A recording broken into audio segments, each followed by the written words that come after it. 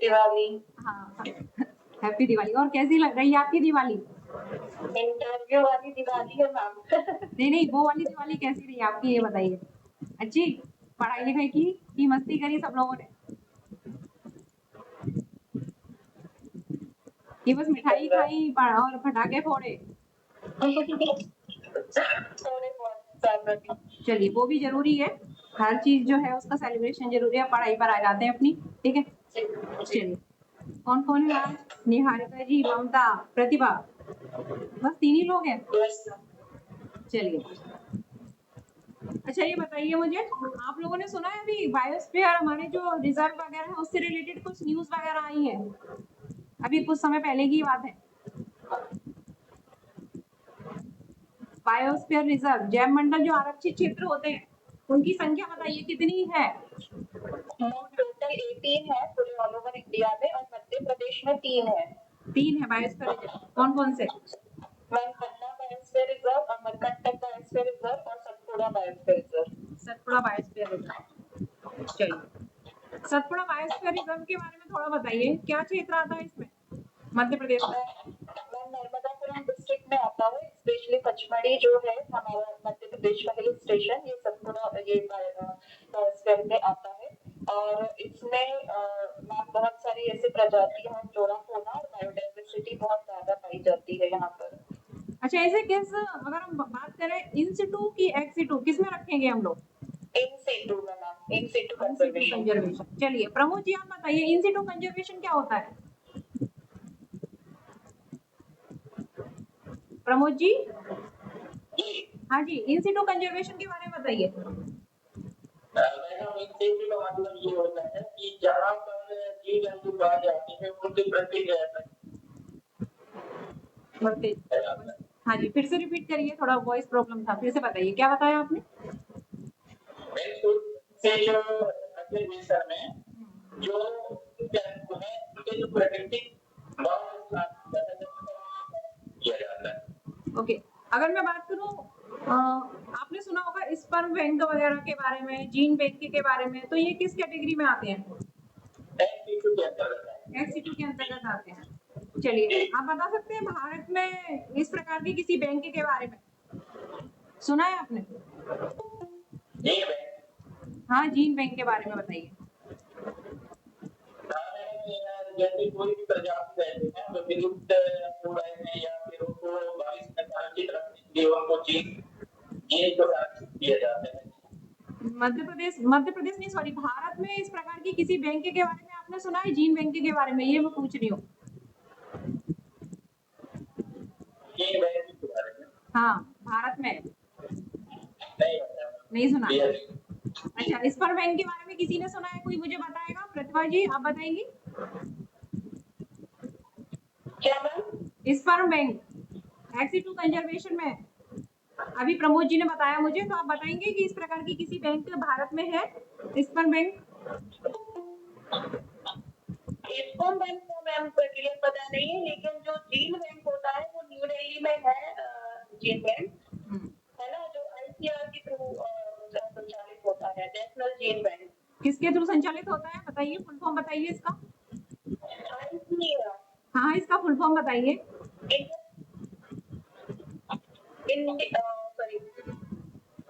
Indian agriculture research institute. Indian agriculture research institute होता है, सही बोल रही हैं आप?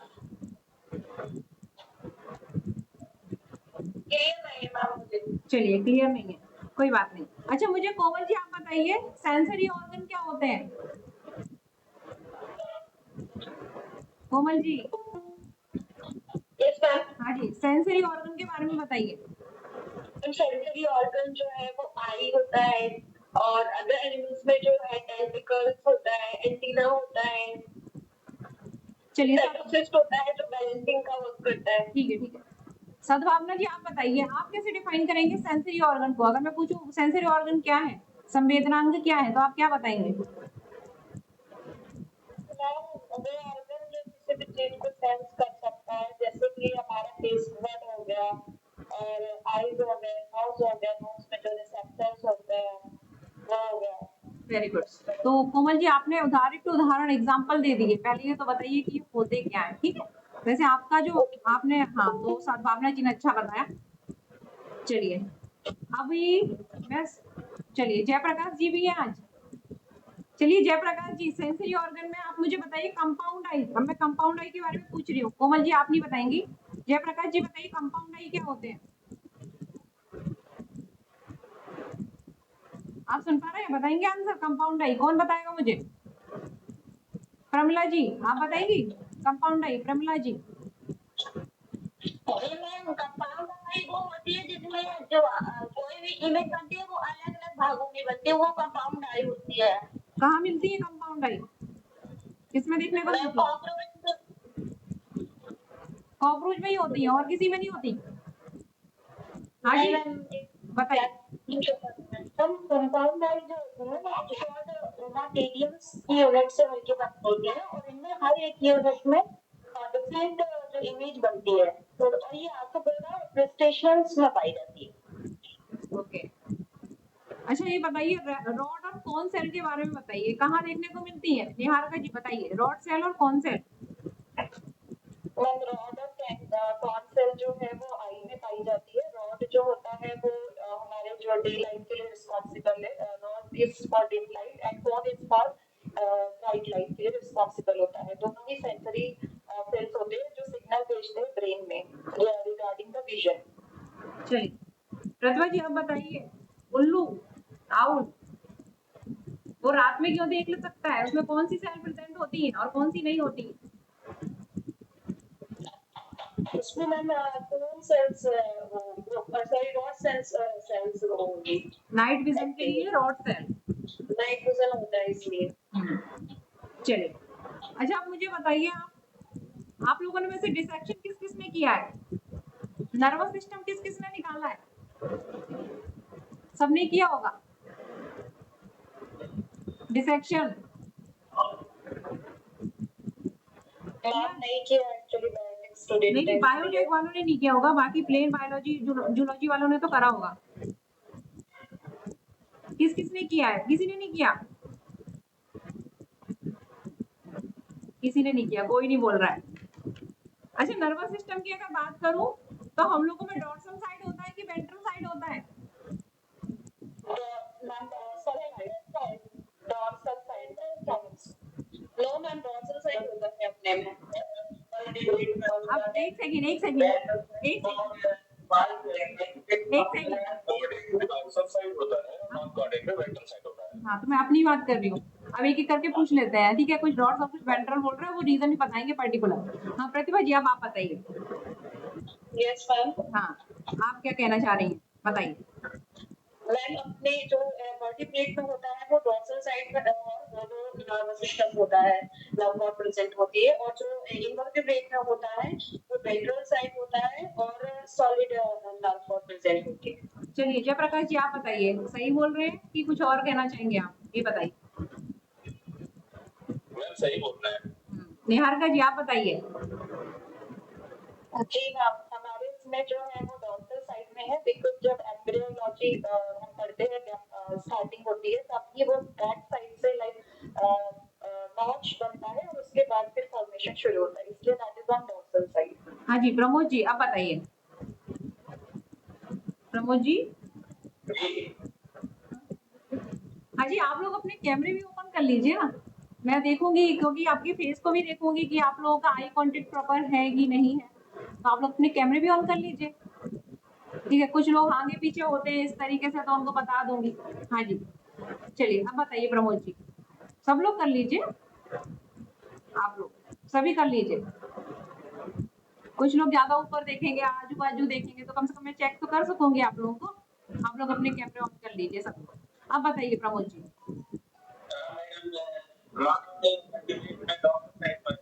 दो साल का ठीक ठीक बोल रहा है, हम लोग जो है डॉक्टर ठीक है। चलिए अच्छा ये बताइए हमारे जो रेस्पिरेटरी ऑर्गन है, मेन रेस्पिरेटरी ऑर्गन, तो मुझे फाइलम वाइज सभी के जो मेन रेस्पिरेटरी ऑर्गन है एक एक करके नाम बता दीजिए। सबसे पहले प्रतिभा जी से स्टार्ट करते हैं। हाँ बताइए स्टार्टिंग। पॉरीफेरा किसके द्वारा होता है? कोई स्पेसिफिक रेस्पिरेटरी ऑर्गन प्रेजेंट होता है या फिर किसके द्वारा होता है रेस्पिरेशन? बताइए। आपकी वॉइस नहीं आ रही प्रतिभा जी, बिल्कुल आवाज नहीं आ रही आपकी। आप म्यूट हैं, पहले अनम्यूट कीजिए अपने आप को, अनम्यूट कीजिए।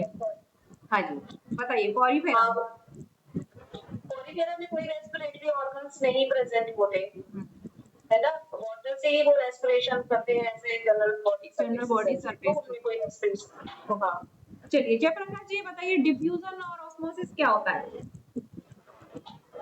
जी मैम, डिफ्यूजन मतलब मॉलिक्यूल्स का हायर कंसंट्रेशन से लोअर कंसंट्रेशन की ओर होने वाला सतह प्रवाह, ये डिफ्यूजन है। और ऑस्मोसिस में सॉल्वेंट का लोअर कंसंट्रेशन से हायर कंसंट्रेशन की ओर सेमी परमिएबल मेम्ब्रेन से होकर होने वाला मूवमेंट ऑस्मोसिस कहलाएगा। ऑस्मोसिस का एग्जांपल बता सकते हैं?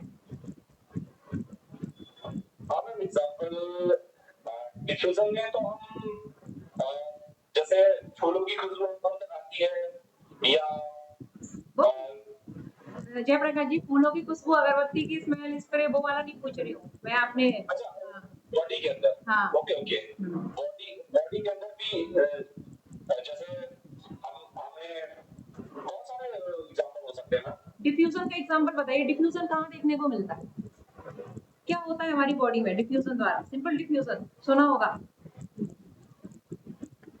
हाँ, सिंपल डिफ्यूजन मतलब मूवमेंट बॉडी में लंग्स में जो गैसियस एक्सचेंज होता है, लंग्स में जो जब हम सांस लेते हैं और बॉडी में लंग्स में ऑक्सीजन का कंसंट्रेशन बढ़ जाता है, तो हायर कंसंट्रेशन से लोअर कंसंट्रेशन की ब्लड कैपिलरीज में ट्रांसफर हो जाएगा, और ब्लड कैपिलरीज में जो CO2 का कंसंट्रेशन हाई होता है तो लंग्स में आ जाएगा, जो कि बॉडी से रिलीज कर दिया जाएगा। अब आप पेन पॉइंट पे आए। तो जैसे कि डिफ्यूजन है और ऑस्मोसिस, उसके हम बहुत सारे एग्जांपल दे सकते हैं, लेकिन हमको अपने सब्जेक्ट से रिलेटेड उसको करके जोड़ना है। ठीक है, तो ये प्रभाव जो है मेंबर पर, बहुत मेंबर पर काफी अच्छा पड़ता है। और आप दूसरा अगरबत्ती, मोमबत्ती ऐसा वाला एग्जांपल बताते हो तो वो भी एग्जांपल रहते हैं, या नींबू वाला बताते हो, वो किशमिश वगैरह रहती है उसमें ऑस्मोसिस वगैरह का बताते हो। ठीक है, तो ये सब जो है वो अच्छा नहीं लगेगा, आपको अपने सब्जेक्ट से रिलेटेड बताना है। तो ये गैसेस, ठीक है, ये वाला सही बताया आपने।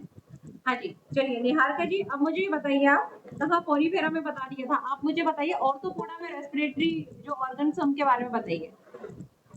ऑर्थोपोडा में गिल्स भी प्रेजेंट है और ट्रेकिया प्रेजेंट है जो इंसेक्ट्स है उसमें, और बुक लंग्स प्रेजेंट है स्कॉर्पियन है स्पाइडर में। अच्छा, बुक लंग्स और ट्रेकिया में क्या अंतर होता है ये बताइए। मैम जो बुक लंग्स होता है उसका जो फॉर्मेशन है इट्स लाइक द बुक, और जो ट्रेकिया होता है वो ट्यूबुलर होता है मैम, ट्यूबुलर फॉर्म में प्रेजेंट होता है, तो यही मेन डिफरेंस है। ठीक, जैसा हमारे में ट्रेकिया होता है क्या उसी वैसे ही ट्रेकिया उसमें प्रेजेंट होता है या फिर कुछ अलग होता है? मैम ऐसे रिंग फॉर्म में होता है, और हमारे इसमें कंटिन्यू ट्रेकिया फॉर्म में होता है जिसमें कार्टिलेजिनस रिंग होती है जो कोलैप्स ना हो सके। Cartilaginous ring, very good. Cartilaginous ring जो है वो ट्रेकिया में किस पार्ट पे प्रेजेंट होती है? क्या पूरी बताइए। जी मैम, ट्रेकिया में होती है, और जब वो प्राइमरी और सेकेंडरी ब्रांक्यूल्स में डिफरेंशिएट होता है वहां तक होती है, जो कंडक्टिंग पार्ट है मैम स्पेशली उसमें प्रेजेंट होती है। चलिए, हाँ जी प्रमोद जी अब आप पे आते हैं। ठीक है, ये बताइए बीएमआई और बीएमआर में क्या अंतर है? बीएमआई एंड बीएमआर, हाँ इसमें क्या डिफरेंस है?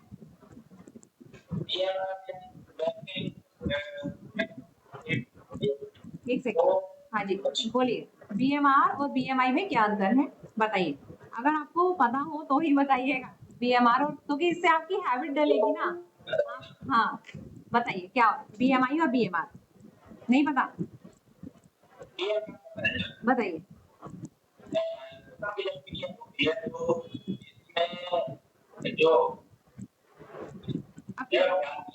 चलिए कोई बात नहीं, ऐसे नहीं करना है मैम, ध्यान नहीं आ रहा है, ऐसी फिर आपकी आदत पड़ जाएगी। ठीक है, चलिए रचना जी, रचना जी आप नेक्स्ट प्रश्न आप बताएंगे। हाँ जी, हाँ पहले तो अपना, हाँ मुझे वो है आपको देखना है मुझे, ठीक है आपके दर्शन करना है, जल्दी से अपना दर्शन कराइए मुझे पहले, सबसे पहले तो चलिए कैमरा ऑन कीजिए। अच्छा मैम, हाँ जी कैमरा ऑन कर लीजिए अपना, रचना जी। अच्छा हाँ, चलिए हॉस्पिटल है तो कोई बात नहीं। चलिए आप आंसर बताएंगे बीएमआर और बीएमआई में क्या डिफरेंस होता है, नहीं तो फिर मैं स्वाति जी से पूछती हूँ, बताएंगे? हाँ जी आप बताएंगे। चलिए बीएमआर और बीएमआई में क्या डिफरेंस है, जल्दी बताइए। Body mass. चलिए अभी रुकिए, स्वाति जी बताएंगे। आप बताइए स्वाति जी।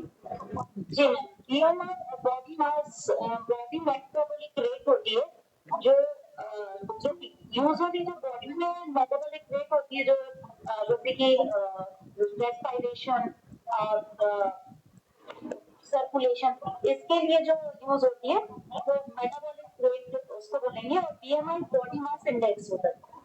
Body mass index full form तो ठीक था, लेकिन बीएमआर का फुल फॉर्म सही नहीं है। चलिए सद्भावना जी अब आप बताइए। बेसल मेटाबॉलिक रेट में बेसल मेटाबॉलिक रेट, हाँ ये आपका फुल फॉर्म ठीक है, ठीक है बीएमआई।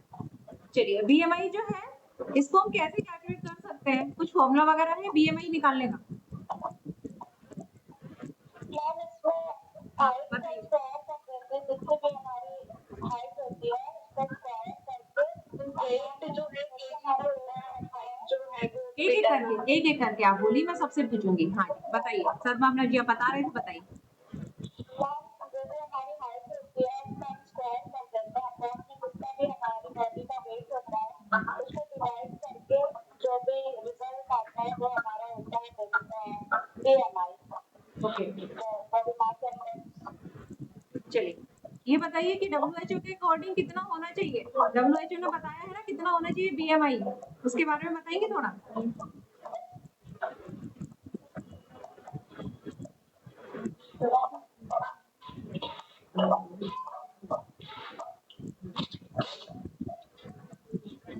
कितना कितना इंडेक्स होना चाहिए बीएमआई जो बताया है बॉडी मास इंडेक्स, उसका कुछ वैल्यू वगैरह भी दी हुई है उसमें, हाँ बताएंगे आप, बताइए।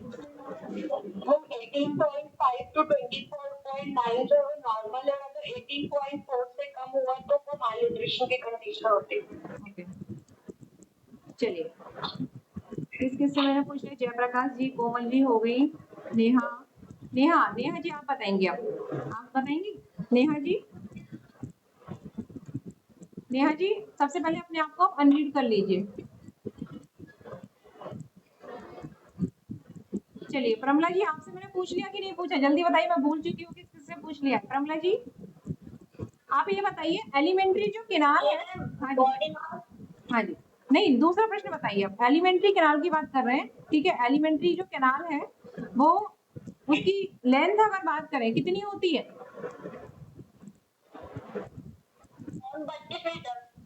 32 metre.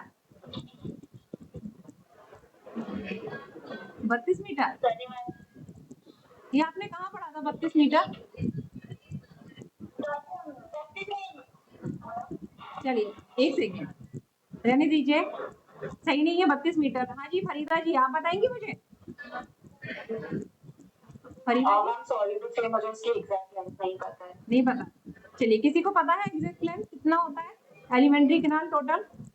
Elementary canal is around 9 meter long, 9 meter long, in which 6 to 7 meter is small intestine and 1 to 1.5 meter is large intestine and around 25 centimeter is esophagus. So that's why it becomes around 9 meter in length when we stretch it. ठीक है 9 से 10 बोल सकते हैं आप, ठीक है सही था। शिवांशु 32 मीटर आप पता नहीं कहाँ से बता रहे थे, वो सही नहीं था। अच्छा ये बताइए कि जो हमारे कार्निवोरस होते हैं, ठीक है, जो मांसाहारी जीव जंतु होते हैं उनकी एलिमेंट्री कैनाल जो है उसकी लेंथ वो ज्यादा लंबी होती है कि जैसे हम लोग हैं हमारी ज्यादा लंबी होती है? या फिर अगर बात करें कि जैसे डियर वगैरह है हर्बीवोरस होते हैं तो उनकी एलिमेंट्री कैनाल जो है उनकी लेंथ काफी लंबी होती है, क्या होता है बताइए किसका लंबा होता है? एलिमेंट्री कैनाल लंबी होती है। हाँ मैम हर्बीवोरस जो होते हैं उनकी एलिमेंट्री कैनाल लंबी होती है क्योंकि सेल्यूलोज को डाइजेस्ट करने में समय लगता है। कार्निवोरस की छोटी है और हमारी उन दोनों के बीच में है। बीच में, ठीक है चलिए एक सेकेंड, अब कौन कौन रह गया है उनसे पूछते हैं। सुची जी आप बताएंगे थर्मो रेगुलेशन के बारे में? सुची जी थर्मो, तब तक आप लोग इसको सोच के रखिए, आंसर को फ्रेम करके रखिए, थर्मो रेगुलेशन के बारे में बताइए सुची जी, आप सुन पा रही हैं? हाँ जी सुची जी, चलिए स्वाति। जी मैम, थर्मोरेगुलेशन मतलब बॉडी टेम्परेचर का नियमन, बॉडी टेम्परेचर को कंट्रोल करना।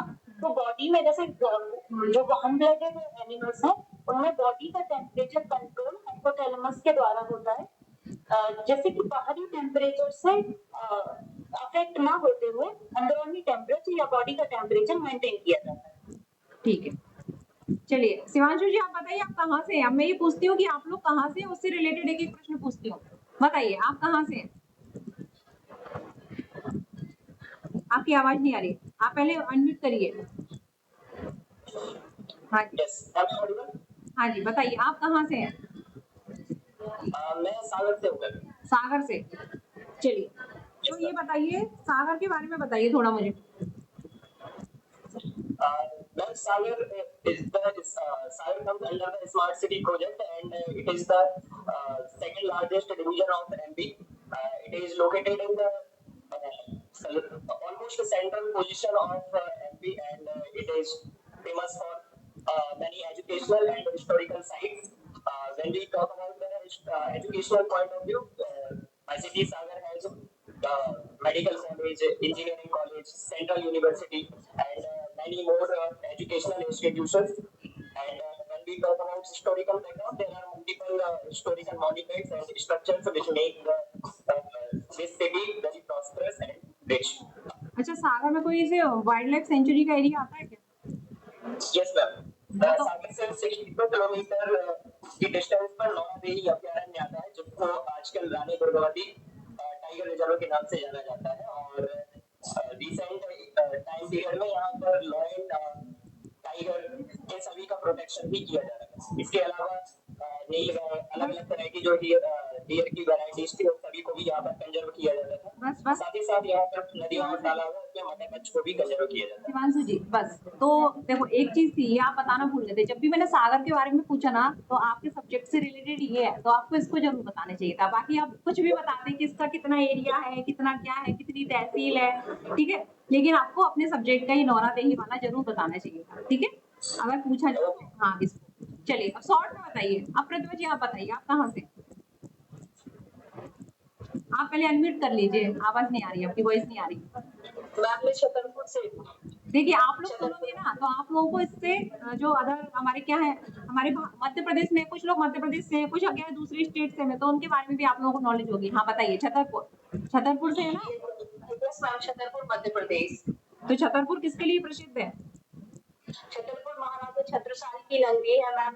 यहाँ पर जो बुंदेलखंड के राजा कहा जाता था उन्हें वो छत्रसाल जी थे। ठीक है, इसके लिए प्रसिद्ध है। छतरपुर में नियरेस्ट मैम खजुराहो है जिसमें 10वीं शताब्दी के टेम्पल है, तो उसके लिए वो वर्ल्ड फेमस है। यूनेस्को वर्ल्ड हेरिटेज साइट में भी इसको इंक्लूडेड किया गया कब किया गया था? इसके बस यूनेस्को की जो साइट है हेरिटेज साइट है, इसमें इसको कब जोड़ा गया था, सम्मिलित किया गया था, बस ये बताइए मुझे। मैम एग्जैक्ट डेट नहीं, मतलब एग्जैक्ट सन नहीं याद आ रही मुझे। 1869 ऐसा कुछ, या 1870। हाँ बताइए शिवांशु जी, और आप लोगों को पता है इसके बारे में, सभी को पता होना चाहिए। यूनेस्को 1986 में। 1986 यूनेस्को का फुल फॉर्म बताइए। चलिए प्रतिभा जी, क्या मैम? जब आप इस तरीके से जब प्रश्न आंसर देंगी तो आपसे यूनेस्को के बारे में अगर आप बता रही हैं, यूनेस्को की साइट में इसको सम्मिलित किया गया था, तो यूनेस्को का फुल फॉर्म भी पूछा जा सकता है, तो यूनेस्को का फुल फॉर्म बताइए। यूनेस्को का full form recently ma'am recall नहीं कर पा रहे हैं। तो ये थोड़ा पढ़ लो अब, ठीक है। अवंतिम, हाँ जी निहारिका जी आप बताइए यूनेस्को का full form. United Nation Educational Scientific Cultural Organisation. ठीक है, इसका हेडक्वार्टर? हेडक्वार्टर मैम याद नहीं आ रही है। ये कुछ हेडक्वार्टर पढ़ लीजिएगा, जैसे WHO का, ठीक है, यूनेस्को का, इस तरीके से जो अच्छा एनजीटी के बारे में सुना है आप लोगों ने? अभी बहुत फटाके फोड़े हैं, पॉल्यूशन बहुत बढ़ रहा है। एनजीटी इसी से थोड़ा रिलेटेड है। हाँ NGT national green tribunal trust में बनाया गया था जो कि लोगों को नेचुरल जस्टिस पे काम करता है। इसका हेडक्वार्टर कहाँ है? न्यू दिल्ली। और रीजनल ऑफिस कितने हैं इसके? रीजनल तो पता नहीं मैडम जी, पर एक होता है बड़ा। मध्य प्रदेश में है क्या कोई? किसी को पता है मध्य प्रदेश में है क्या कोई इसका क्षेत्रीय कार्यालय? हमारे आप लोगों के यहाँ किसी में से आवाज बहुत आ रही है, ये बताइए मध्य प्रदेश में इसका कोई क्षेत्रीय कार्यालय है क्या? रीजनल ऑफिस है क्या एनजीटी का? हाँ जी, भोपाल है। भोपाल पक्का? इसके क्या क्षेत्रीय कार्यालय मैम? मध्य प्रदेश में भोपाल है और भुवनेश्वर है और दो और हैं। दो और है तो ऐसे मत बोलना, बस जी मध्य प्रदेश का बता दो, बाकी मत बताओ। दो और है, फिर अगर पता हो तो ही बताओ, ठीक है? तो पॉल्यूशन हेडक्वार्टर दिल्ली में है और इसके चार क्षेत्रीय कार्यालय हैं, जो एक मध्य प्रदेश के भोपाल में है। इसकी स्थापना 2000 में हुई है, 2010 में हुई है। 2010 में हुई है। चलिए जी हाँ। ठीक है, अब मुझे बताएंगे, आप लोगों से तो पूछ ले, शिवांशु प्रतिभा हो गई, प्रमला जी ने बता दिया, निहारिका जी ने बता दिया, ठीक है? राकेश जी आप बताएंगे, आपने भी बता दिया क्या राकेश जी? मैम जी नहीं, मैम जी बताएं। अच्छा चलिए, स्वाति जी बताइए आप कहाँ से? हाँ जी बताइए, पहले तो अनम्यूट कीजिए, आवाज नहीं आ रही आपकी। मैम मैं सागर से हूँ। सागर से, अच्छा शिवांशु जी भी सागर से, आप भी सागर से हैं। चलिए अच्छा ये बताइए, सागर जिले में कितनी तहसीलें हैं? अब नौरादही तो हो ही गया है, सागर जिले में तहसीलें बताइए, कितनी तहसीलें हैं? नहीं पता? जी हाँ। नहीं पता, चलिए। अच्छा सागर, एक सेकंड, ये कुछ ओपन हो गया, इसको मैं क्लोज कर दूं। हाँ, सागर का गठन कब किया गया था? जो सागर जिला बनाया गया था कब बनाया गया था? मैम सागर जिला जहाँ तक मैं याद कर पा रही हूँ 1975 के करीब बनाया गया था। 1975। और भोपाल कब बनाया गया था? भोपाल का नहीं पता मैम, सॉरी। हाँ जी, किसको पता है? आपको पता है शिवांशु जी? सागर, एक सेकंड एक सेकंड, शिवांशु बताएंगे, सागर से हैं, बताइए। अनम्यूट कीजिए, आपका म्यूट है, अनम्यूट कीजिए। हाँ जी, 1956 में जब राज्य पुनर्गठन किया गया था मध्य प्रदेश का, तब सागर बनाया गया तब सागर था, राज्य पुनर्गठन जब, ठीक है, हाँ हुआ था 1956। तब जिले के तौर पर स्थापित किया गया था। हाँ तो हो सकता है पूछ लिया जाए सागर, ठीक है? बिल्कुल। इसलिए ये पता होना चाहिए, 1975 नहीं था। तो कितने जिले थे जब मध्य प्रदेश हमारा 1956 के आसपास, कितने जिले थे मध्य प्रदेश में? हाँ कितने थे, कौन बताएगा? एक एक करके बताइए। हाँ जी अब बताएंगे मुझे जयप्रकाश जी, जल्दी बताइए कितने थे? पहले तो अनम्यूट कीजिए, आवाज नहीं आ रही आप लोगों की। हाँ जी कितने जिले थे? चलिए फिर सब्जेक्ट पे चलते हैं, जल्दी बताइए जिले। जब राज्य पुनर्गठन हुआ 1 नवंबर 1956 को, तो मध्य प्रदेश में 43 डिस्ट्रिक्ट थे। 43 थे, उसके बाद दो और बन गए थे, राजनांदगांव, भोपाल। राजनांदगांव 1972 में बनाया गया। उसके बाद फिर 16 बने, 10 और 6 1998 में, ठीक है? चलो वो ठीक है, आपने एमपी में तो पढ़ा होगा ना उसको। चलिए अच्छा ये बताइए आप कि सूडो एलील्स क्या होते हैं और एलील्स क्या होते हैं? सूडो एलील्स और एलील्स में क्या अंतर है? जीन के अल्टरनेट जो फॉर्म्स होते हैं, जीन के विभिन्न रूपों को एलील कहा जाता है। किसी भी एक जीन के लिए दो एलील होते हैं, जो किसी एक कैरेक्टर को कंट्रोल करता है। सूडो एलील्स के बारे में बताइए, मैंने डिफरेंस पूछा है दोनों में, ये नहीं पूछा एलील्स क्या होते हैं। आप दोनों में डिफरेंस बताइए, कौन बताएगा मुझे? हाँ जी चलिए बताइए। मैम जो स्यूडो एलियंस होते हैं वो डिफरेंट कैरेक्टर्स के लिए होते हैं, but they are very close, कि वो ऐसे जब नेक्स्ट जनरेशन में जाते हैं तो साथ साथ ही जाते हैं, इसलिए वो स्यूडो एलियन कहलाते हैं। But they are responsible for different character, but they are relative, मतलब वो एक रिलेशन में होते हैं, इसलिए वो स्यूडो एलियन कहलाते हैं। लिंकेज क्रॉसिंग ओवर में डिफरेंस बताइए। हमें जैसे पूछा, हाँ, आप रहने दीजिए, अभी तक जिसने एक बार नहीं बताया उससे पूछती हूँ। अपर्णा जी, अपर्णा, अपर्णा जी, हाँ लिंकेज और क्रॉसिंग ओवर में अंतर बताइए। सॉरी मैम, कितने लिंकेज और क्रॉसिंग ओवर। लिंकेज लिंकेज में जो लिंक गेन होते हैं, मतलब वो एक ही क्रोमोसोम में नियर बाई प्रेजेंट होते हैं, वो एक साथ ही जब ट्रांसफर होते हैं नेक्स्ट जनरेशन में, तो वो एक साथ ही ट्रांसफर होते हैं, तो उसे लिंकेज बोला जाता है।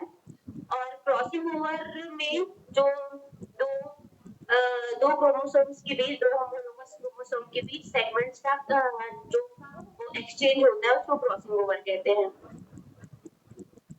चलिए अब मैं एक प्रश्न पूछ रही हूँ, आप लोग सोच के रखिए अपने आंसर को अच्छे से डिटेल में। जेनेटिक डिसऑर्डर, किसी भी एक जेनेटिक डिसऑर्डर के बारे में सोच के रखिएगा, उसके बारे में पूरा पूछूंगी आप लोगों से, ठीक है। चलिए सबसे पहले मैं पूछती हूँ Komal ji. Komal ji, yes ma'am. Genetic disorder क्या होते हैं और इनको किस तरीके से क्लासिफाई कर सकते हैं, पहले तो ये बताइए, और आप लोग एक एक डिसऑर्डर सोच के रखिए। हाँ जी। जेनेटिकल डिसऑर्डर जो है वो ऑटोसोमल भी हो सकते हैं और सेक्स लिंक्ड भी हो सकते हैं। ऑटोसोमल डिसऑर्डर्स होते हैं जिनके लिए जो जीन्स होती है वो ऑटोसोम्स क्रोमोसोम पे प्रेजेंट होती है, और जो सेक्स लिंक्ड डिसऑर्डर्स होते हैं उनके लिए जो जीन्स होती है वो सेक्स क्रोमोसोम यानी कि या तो एक्स क्रोमोसोम पे प्रेजेंट होगी या वाई क्रोमोसोम पे प्रेजेंट होगी। एग्जांपल जैसे कि अगर हम एक्स लिंक्ड रिसेसिव डिसऑर्डर की बात करें तो इस डिसऑर्डर की जो जीन होगी वो वाई क्रोमोसोम पे होगी, और इसके लिए जो है दोनों म्यूटेंट एलील का होना जरूरी है। जैसे हेमोफीलिया और कलर ब्लाइंडनेस जो है वो एक्स लिंक्ड रिसेसिव डिसऑर्डर में आते हैं। चलिए शिवांशु, हीमोफीलिया के बारे में बताइए। हीमोफीलिया ओके, हीमोफीलिया ब्लड से रिलेटेड एक डिसऑर्डर है जिसमें डेली ब्लड क्लॉटिंग होती है पेशेंट में। जिस टाइम पीरियड में ब्लड की क्लॉटिंग हो जानी चाहिए वो उस पेशेंट में नहीं होता है, और ये एक तरह से रिप्रेजेंट करता है क्वालिटेटिव डिसऑर्डर के लिए, क्योंकि इसमें जो ब्लड प्रोटीन है, जो फैक्टर्स हैं जिनकी वजह से ब्लड क्लॉटिंग होती है वो अफेक्ट हो जाते हैं।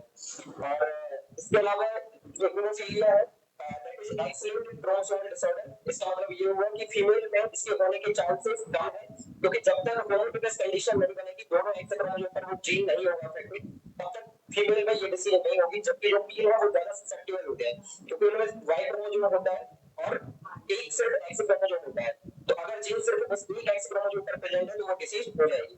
इसके अलावा टेक्निकली इसमें देखा जाए कि होता क्या है, तो ये जो हीमोफीलिया ये दो तरह का होता है, हीमोफीलिया ए और हीमोफीलिया बी, और ये रिलेटेड है अलग अलग तरह क्लॉटिंग फैक्टर्स के साथ में। जैसे कि इसमें जो हीमोफीलिया बी है उसको क्रिसमस डिसीज भी कहा जाता है, क्योंकि ये फैक्टर 9 के साथ में रिलेटेड होता है। So there are almost 30 blood clotting factors. ये एक तरह की कैसी प्रोसेस होती है कि अगर इनमें से कोई एक फैक्टर भी गायब हो जाए तो पूरी ब्लड क्लॉटिंग प्रोसेस अफेक्ट हो जाएगी। दैट्स व्हाई ये जो हीमोफीलिया है ये एक कह सकते हैं कि सीरियस कंडीशन है, क्योंकि अगर इनमें एक भी फैक्टर को ये मिस कर देगा तो पूरी प्रोसेस अफेक्ट हो जाएगी। इसकी डिग्री होती है, किसी में ये कम हो सकता है, किसी में ज्यादा हो सकता है। अगर बहुत ज्यादा डिलेड क्लॉटिंग होगी तो फिर वो व्यक्ति सर्वाइव नहीं कर पाएगा।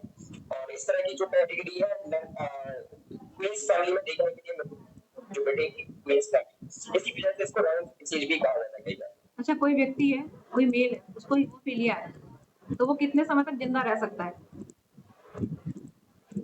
अगर कोई बहुत हैवी इंसिडेंट नहीं होता है, तो अगर उसको ऐसे एनवायरनमेंट में रखा जाता है जो कि बहुत ज्यादा सोफिस्टिकेटेड है, तो वो बहुत लंबे समय तक सर्वाइव कर सकता है। लेकिन अगर इंजरी होती है, कोई एक ऐसी इंजरी जिसमें ब्लड का लॉस बहुत ज्यादा होता है, मान लो कोई हेड की इंजरी है या मान लो कोई लेग की कोई बहुत बड़ी इंजरी है, तो उसको उतना सर्वाइव नहीं कर पाएगा।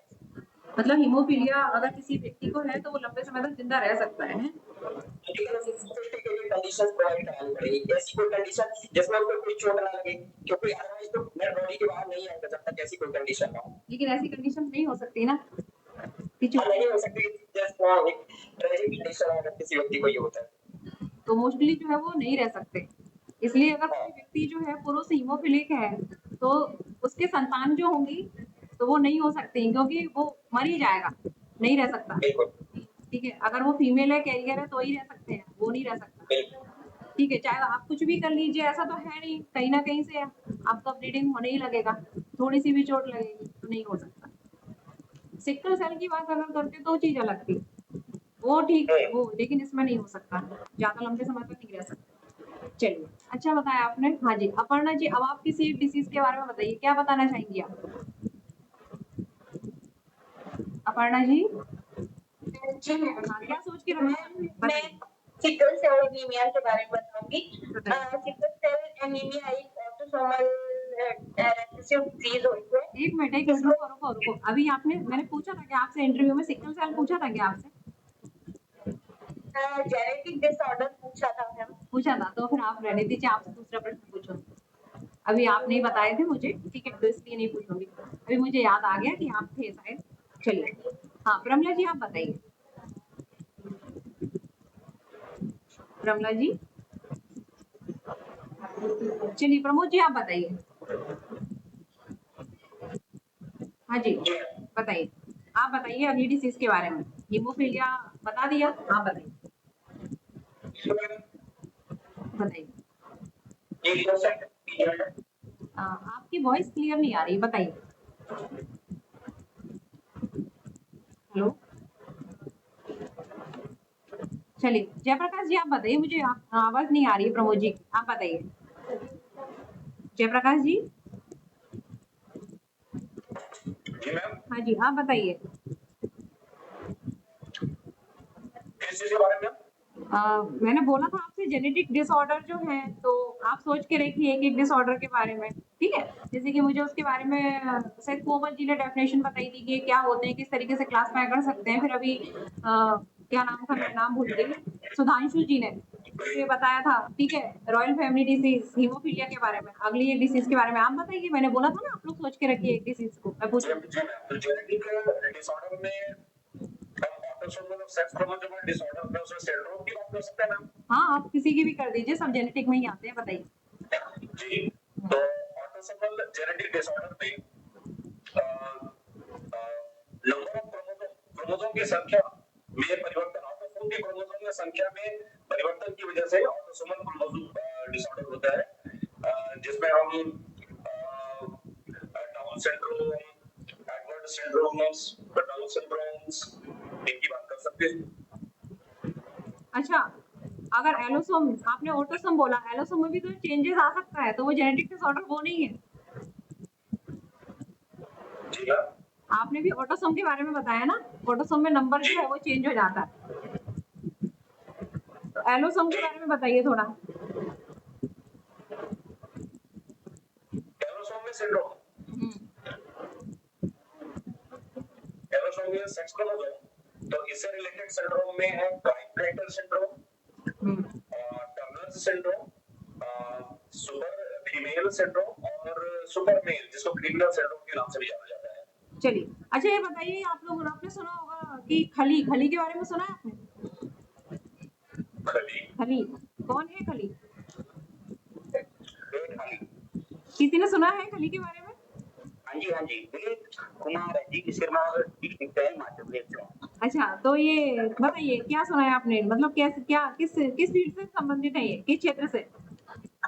सिरमौर डिस्ट्रिक्ट से हैं, हिमाचल प्रदेश से हैं, और WWE वेट लिफ्टिंग करते हैं। वेट लिफ्टिंग करते हैं, तो ये इनकी मतलब बॉडी है, तो उसमें किसी प्रकार का सिंड्रोम है क्या?